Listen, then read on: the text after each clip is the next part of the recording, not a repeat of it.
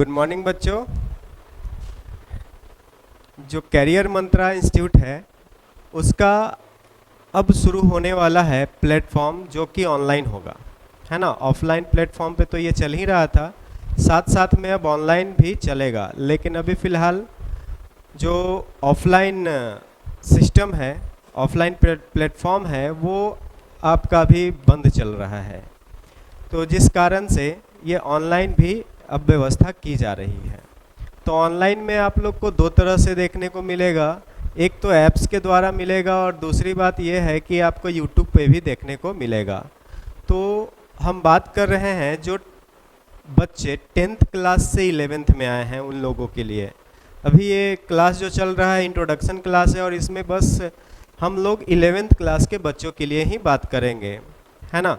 तो देखिए बात यहाँ पे ये है कि जो 11th क्लास में आते हैं बच्चे वो 10th क्लास और 9th क्लास से होकर के आते हैं।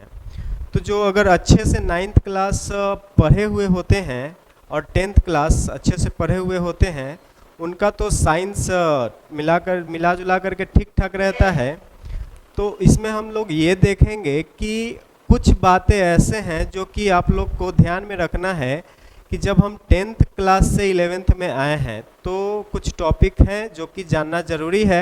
वो आप पढ़ भी चुके हैं लेकिन अभी यहाँ तक आते आते कुछ लोग दिमाग से निकाल देते हैं उनको समझ। देखिए 11th क्लास थोड़ा सा 10th क्लास से आप लोग को थोड़ा सा मतलब कि मेहनत करना पड़ेगा इसमें। तो कोशिश ये करना है कि जैसे जैसे हम बतलाते जाते हैं वैसे वैसे आप लोग इसको समझते जाइएगा। और ये जो क्लास स्टार्ट होने वाला है वो 11th क्लास का केमिस्ट्री का है ना। और मैं हूँ AK रॉय। तो 11th क्लास में जो आप लोग को पढ़ना है उससे पहले जो सिलेबस है, जो चैप्टर है, उससे पहले उस चैप्टर को स्टार्ट करने से पहले कुछ बातों का हम ध्यान रखेंगे कि कुछ बेसिक चीज़ें हो जाएं, है ना। और ये जो क्लास है ये आपका इंग्लिश मीडियम और हिंदी मीडियम दोनों स्टूडेंट्स के लिए है। जो कि हिंदी में पढ़ते हैं, हिंदी लैंग्वेज लेकर के पढ़ते हैं, उनके लिए भी है। और इंग्लिश में जो केमिस्ट्री पढ़ते हैं उनके लिए भी है। तो कोशिश कीजिए कि आप लोग अच्छे से इस लेक्चर को सुने, देखें और समझें, ठीक है। अगर ये समझ लेते हैं तो आपको हो सकता है कि आगे चल करके ज़्यादा दिक्कत का सामना न करना पड़े, है ना। तो देखिए कुछ टॉपिक्स हम बतलाते हैं जो अभी एकदम इनिशियल टॉपिक है, जो कि जानना एकदम ज़रूरी है। अगर ये नहीं जानते हैं आप तो हो सकता है कि आपको केमिस्ट्री में थोड़ा सा दिक्कत हो समझने में। देखिए इसमें सबसे पहले आपको समझना पड़ेगा पीरियोडिक टेबल के बारे में। देखिए पीरियोडिक टेबल में आप लोग को अगर पीरियोडिक टेबल आप देख लेते हैं 11th क्लास स्टार्ट करने से पहले, पीरियोडिक टेबल देखने से फ़ायदा क्या होगा। तो आपको ये फ़ायदा हो जाएगा कि पीरियोडिक टेबल में आपको एलिमेंट्स जो है, मतलब कि तत्व जो है, वो आपको पता रहेगा कि कौन कौन सा तत्व है ना। पीरियोडिक टेबल से क्या पता चलेगा? एलिमेंट्स। इसमें ये भी पता चल जाएगा कि इस एलिमेंट्स में मेटल कौन है ना। दूसरा क्या पता चलेगा कि नॉन मेटल कौन है, क्योंकि इसका यूज होता है, मतलब कि अधातु कौन है। तो देखिए पीरियोडिक टेबल पढ़ने से आपको क्या क्या पता चल जाएगा, बहुत कुछ पता चलता है। लेकिन ध्यान देना है कि इसमें हमको अभी फिलहाल बेसिक देखना है। तो बेसिक में हम लोग को पता क्या रखना है, एलिमेंट्स मतलब तत्व का नाम, मेटल उस तत्व में कौन धातु है और कौन अधातु है ना। तो ये पहला बेसिक चीज हो गया जो कि एकदम जानना अनिवार्य है। देखिए अगर जब पीरियोडिक टेबल हो गया होगा तो इसमें हम दूसरी बात ध्यान देंगे वैलेंसी का। वैलेंसी मतलब कि संयोजकता, वैलेंसी मतलब संयोजकता, मतलब कि वैलेंसी हम लोग देखेंगे। अब वैलेंसी ये नहीं हमको ध्यान में देना है कि हम लोग ज्ञात कैसे करते हैं, मतलब उसको फाइंड कैसे करते हैं। सिर्फ जो एलिमेंट है, जो एटम है, एलिमेंट का जो एटम है उसका वैलेंसी कितना है, ये सिर्फ याद रखना है। ऐसे तो हम फाइंड करने के लिए बताएंगे ही, लेकिन आप लोग को सिर्फ इतना ये चीज़ याद रखना है कि वैलेंसी होता क्या, मतलब कि कितना होता है। जो एलिमेंट की बात करेंगे, जैसे अगर सोडियम की बात कर रहे हैं हम, ठीक है, जैसे सोडियम की बात कर रहे हैं तो सोडियम का वैलेंसी 1 होता है। उसी तरह से अगर एल्युमिनियम की बात कर रहे हैं तो 3 होता है। तो इस तरह से हम लोग बात करते चलेंगे, मतलब कि जब हम बताएंगे। लेकिन इतना आप लोग को याद रखना है कि जो संयोजकता होता है कितना होता है, वैलेंसी जो होता है वो कितना होता है एलिमेंट्स का, है ना। तो ये याद रखना है। उसकी तीसरी बात जो आता है वो है आपका नेमिंग। मतलब कि जब हम जान लिए पीरियडिक टेबल में कौन कौन सा एलिमेंट है, उसके बाद हम उसका वैलेंसी जान लेंगे, तो हमें ये भी पता, मतलब कि जानना होगा कि अगर हमारे पास सूत्र है, फॉर्मूला है, केमिकल फॉर्मूला है, तो हम उसका नाम कैसे लिखेंगे, या नाम याद होना चाहिए। नाम याद रखने के लिए आपको पता हो, मतलब कि एक मेथड बताएंगे। देखिए, नाम बहुत तरह से याद किया जाता है। कुछ रट्टा मार के याद कर लेते हैं, कुछ अपने मेथड बना लेते हैं एट अ टाइम, और कुछ जो होते हैं, कुछ मेथड जो हम बताएंगे उससे याद हो जाएगा। तो नेमिंग में हम लोग देखेंगे केमिकल नेम रहेगा, मतलब कि रासायनिक नाम रहेगा, तो उससे हम लोग कैसे केमिकल फॉर्मूला लिखते हैं। समझ में आया। मतलब कि नेमिंग में हम लोग क्या देखते हैं, केमिकल नेम से केमिकल फॉर्मूला, या केमिकल फॉर्मूला अगर दिया हुआ है तो केमिकल नेम कैसे लिखेंगे। ध्यान रखिएगा इस चीज को, है ना। केमिकल नेम से केमिकल फॉर्मूला से केमिकल नेम कैसे लिखा जाता है, या आप जिस तरह से याद करें, इतना ये सब होना चाहिए 11th क्लास में आने से पहले। उसके बाद चौथा पॉइंट में हम बात करेंगे बैलेंसिंग का। बैलेंसिंग, अब देखिए बैलेंसिंग जो होता है संतुलित करना। बैलेंसिंग मतलब होता है संतुलित करना, मतलब कि रासायनिक सूत्र को, जो रासायनिक अभिक्रिया होता है, रासायनिक अभिक्रिया जो होता है उसको हम लोग बैलेंस कैसे करते हैं, इस चीज की बात करेंगे, है ना। ध्यान दीजिएगा, बैलेंसिंग हम लोग कैसे करते हैं। तो देखिए, बैलेंसिंग आप लोग 10th क्लास में पढ़े होंगे। नाम लिखने के लिए आप लोग को 9th क्लास में टॉपिक है, वो आप पढ़े होंगे लेकिन भूल गए होंगे। आपको संयोजकता ज्ञात करने के लिए भी 9th क्लास में है, वो आप भूल गए होंगे। पीरियडिक टेबल आप लोग का 10th क्लास में है, आवर्त सारणी, उसमें आप लोग को बताया गया है कि धातु कौन है, अधातु कौन है, ठीक ना, तत्व कितने हैं, क्या है, ये सब आपको बताया गया। तो ये सभी आपका कहाँ से उठाया हुआ टॉपिक है, तो 10th क्लास से उठाया हुआ और 9th क्लास दोनों का मिला करके है। और जब ये अच्छा हो जाएगा तो हमारा ये सोचना है कि आप लोग का 11th भी अच्छा रहेगा, और 11th जब अच्छा रहेगा तो कंफर्म है कि 12th भी आपका अच्छा रहेगा। तो अब हम जो बताने जा रहे हैं, ये तो बात हो गया टॉपिक का। अब हम ये बात करने जा रहे हैं कि कौन कौन सा इंपॉर्टेंट चैप्टर है, important chapter in 11th class for 12th। मतलब कि 12th के लिए इंपॉर्टेंट चैप्टर कौन कौन है। तो सबसे पहला चैप्टर की बात करेंगे तो पूरा का पूरा ऑर्गेनिक केमिस्ट्री, 11th का जो भी ऑर्गेनिक केमिस्ट्री है, ध्यान दीजिएगा, ऑर्गेनिक केमिस्ट्री जो भी है, मतलब कि कार्बनिक रसायन जो भी है, वो पूरा का पूरा आप लोग को पढ़ना है। मतलब कि 11th क्लास का ऑर्गेनिक केमिस्ट्री आप लोग को पढ़ना ही है पूरा का पूरा। ऐसे तो 2 ही चैप्टर है, लेकिन अच्छे से उसको पढ़ना है। और जब 11th क्लास का ऑर्गेनिक केमिस्ट्री आपका हो जाएगा तो हमको ये लगता है कि 12th क्लास का केमिस्ट्री बहुत अच्छे से, मतलब कि ऑर्गेनिक केमिस्ट्री की बात कर रहे हैं हम, तो ऑर्गेनिक केमिस्ट्री आपको अच्छे से समझ में आएगा। ऑर्गेनिक केमिस्ट्री कहने का मतलब कि कार्बनिक रसायन, है ना। दूसरा जो हम लोग को पढ़ना है चैप्टर, वो पढ़ना है bonding, chemical bonding. Chemical bonding ये एक चैप्टर है 11th क्लास में जो कि पढ़ना अनिवार्य है। अगर ये नहीं पढ़ते हैं तो बहुत सारा टॉपिक आप लोग को समझ में नहीं आएगा। ध्यान दीजिएगा, ऑर्गेनिक केमिस्ट्री पढ़ेंगे तो ट्वेल्थ का ऑर्गेनिक केमिस्ट्री समझ में आएगा।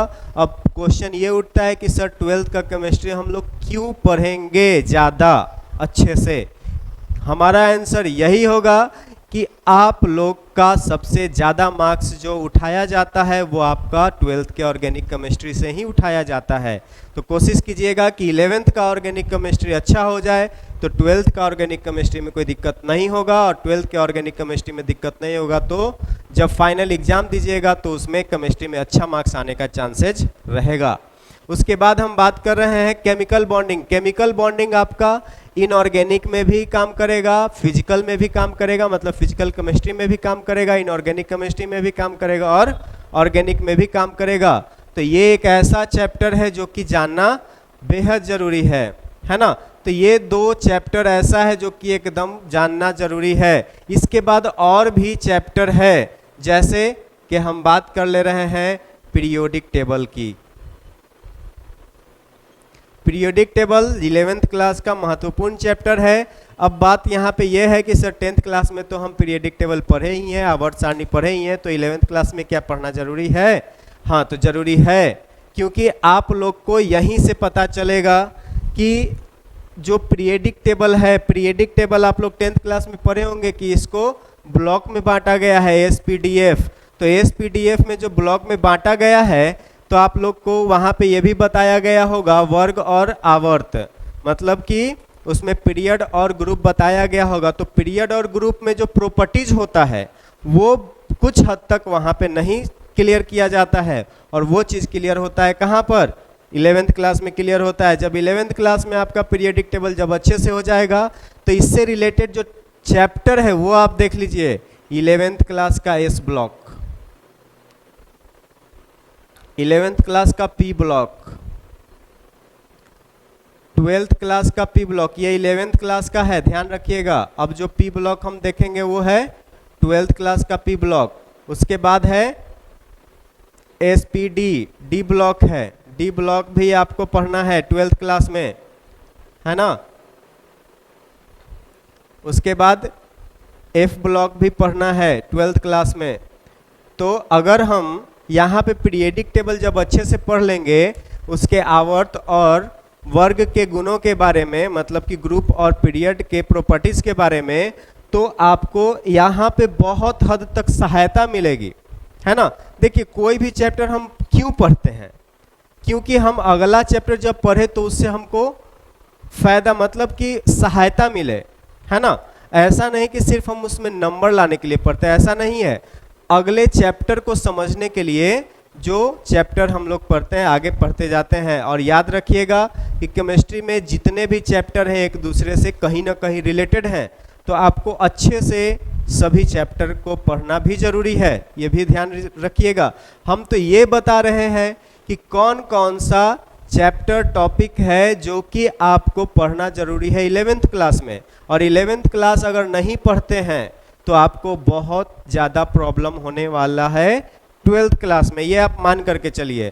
अब हम झूठ मूठ का ये नहीं कह देंगे कि चलो तुम 11th क्लास मत पढ़ो, कोई दिक्कत नहीं है, 12th क्लास में तो हम समझा ही देंगे, तो ऐसा नहीं है। देखिए 11th क्लास जब अच्छे से नहीं समझे हुए रहिएगा तो 12th क्लास में हम कितना भी कर लें, फिर लास्ट में वही होगा कि चलो इसको रट लो, हो गया क्लियर, है ना। तो रटने के बाद जो भी होगा वो आप समझ लीजिएगा कि रटने के बाद कितना कोई चीज़ याद रहता है। लेकिन अगर वो उसी चीज़ को आप 11th क्लास में समझे हुए हैं, 12th क्लास में उसका यूज जब कीजिएगा तो मज़ा आ जाएगा केमिस्ट्री पढ़ने में। तो ध्यान रखिएगा कि कुछ टॉपिक्स चैप्टर यहाँ पे हम लिख दिए हैं जो कि आपको 11th क्लास में पढ़ना जरूरी है, और ये आपको 11th क्लास शुरू करने से पहले पढ़ना जरूरी है ना। तो यहाँ पे देखिए पीरियोडिक टेबल जो बताया जाएगा वो आपका चैप्टर नहीं है, ये आपका चैप्टर नहीं है। चैप्टर आपको कहाँ पे पढ़ाएंगे? यहाँ पे देखिए इसमें एक और चैप्टर है, इसमें एक और चैप्टर है, ध्यान दीजिएगा। चौथा नंबर पे हम चैप्टर की बात कर रहे हैं एटॉमिक स्ट्रक्चर।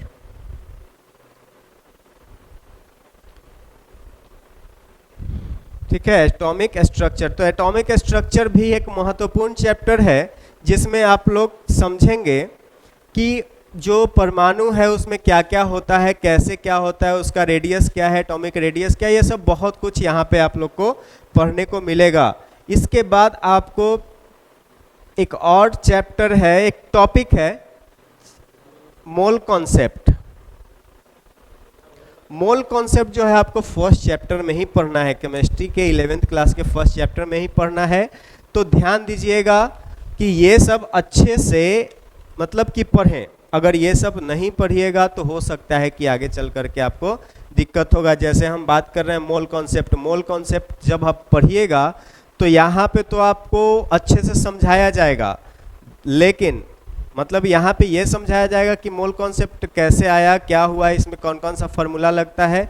लेकिन अगर 12th क्लास में मोल कॉन्सेप्ट का तो पूरे 11th में यूज होते रहेगा बारी बारी से कुछ कुछ चैप्टर में, लेकिन 12th क्लास में भी यूज किया जाएगा। आपका 12th क्लास में जो सेकेंड चैप्टर सॉल्यूशन होगा उसमें आपका मोल कॉन्सेप्ट का अच्छा यूज होगा, है ना। और 11th क्लास की बात करें तो गैसियस स्टेट जो है चैप्टर, मतलब स्टेट ऑफ मैटर, उसमें भी आपका मोल कॉन्सेप्ट का यूज होगा। तो बहुत तरह से इसका यूज हम लोग करते हैं, लेकिन समझेंगे तब तो यूज करेंगे। जब समझेंगे ही नहीं तो पता कैसे चलेगा कि यहाँ पे कौन सा फार्मूला लगाएं, क्या लगाएं, है ना। तो बात करते हैं, देखिए ये हो गया आपका जो टॉपिक 11th क्लास पढ़ने से पहले, मतलब शुरू करने से पहले ये सब जानना जरूरी है। जब 11th क्लास पढ़ेंगे तो वहाँ पे कौन कौन से चैप्टर पे ध्यान देना है, तो ये ऐसे तो ध्यान देना है आप लोग को सारे चैप्टर पे ही, क्योंकि हर एक चैप्टर महत्वपूर्ण है ना। लेकिन 12th में जाने के बाद आपको कौन कौन से चैप्टर से ज़्यादातर प्रॉब्लम आएंगे समझने में, वो ये है। अगर इतना आप समझ लेते हैं तो हम ये कह सकते हैं कि 12th क्लास में आपको कम से कम 75 मार्क्स तो कंफर्म है, लेकिन और अगर आप सेल्फ स्टडी करते हैं तो अप्रॉक्स उसका मार्क्स 90-95 तक जा सकता है, ठीक है। क्योंकि बिहार टॉपर बनने में थोड़ा सा रिस्क है, तो बिहार टॉपर तो नहीं, हाँ, लेकिन केमिस्ट्री में टॉपर हम बना सकते हैं। तो अब बाद में आपकी बात है, तो आप कैसे उसको पढ़ते हैं। तो ये है आप लोग का इम्पॉर्टेंट टॉपिक जो 11th क्लास स्टार्ट करने से पहले पढ़ना है, और ये टॉपिक है जो कि 11th क्लास स्टार्ट करेंगे, जिसमें आप लोग को कुछ ध्यान देने की बात है और बहुत मतलब कि इसमें मेहनत करने की बात है। तो आज तक के लिए इतना ही, धन्यवाद आज के लिए।